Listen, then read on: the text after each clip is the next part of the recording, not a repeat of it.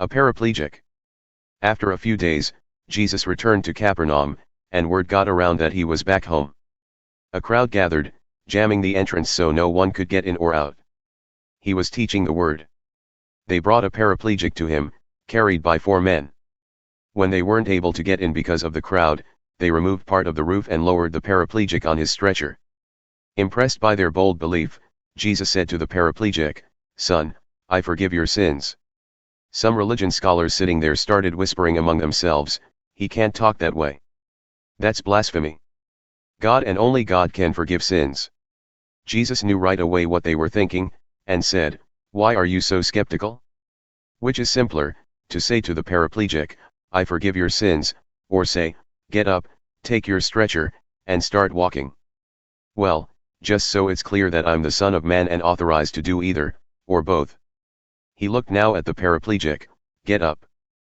Pick up your stretcher and go home." And the man did it, got up, grabbed his stretcher, and walked out, with everyone there watching him. They rubbed their eyes, stunned, and then praised God, saying, "We've never seen anything like this." The tax collector. Then Jesus went again to walk alongside the lake. Again a crowd came to him, and he taught them. Strolling along, he saw Levi, son of Alphaeus, at his work collecting taxes. Jesus said, "Come along with me." He came. Later Jesus and his disciples were at home having supper with a collection of disreputable guests. Unlikely as it seems, more than a few of them had become followers.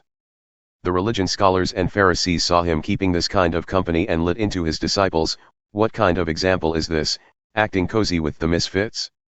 Jesus, overhearing, shot back, "Who needs a doctor, the healthy or the sick? I'm here inviting the sin-sick, not the spiritually fit." Feasting or fasting. The disciples of John and the disciples of the Pharisees made a practice of fasting. Some people confronted Jesus, "Why do the followers of John and the Pharisees take on the discipline of fasting, but your followers don't?" Jesus said, "When you're celebrating a wedding, you don't skimp on the cake and wine. You feast. Later you may need to pull in your belt, but not now. As long as the bride and groom are with you, you have a good time. No one throws cold water on a friendly bonfire. This is kingdom come." He went on, "No one cuts up a fine silk scarf to patch old work clothes, you want fabrics that match. And you don't put your wine in cracked bottles." One Sabbath day he was walking through a field of ripe grain. As his disciples made a path, they pulled off heads of grain. The Pharisees told on them to Jesus, "Look, your disciples are breaking Sabbath rules." Jesus said, "Really? Haven't you ever read what David did when he was hungry, along with those who were with him? How he entered the sanctuary and ate fresh bread off the altar, with the chief priest Abiathar right there watching, holy bread that no one but priests were allowed to eat, and handed it out to his companions."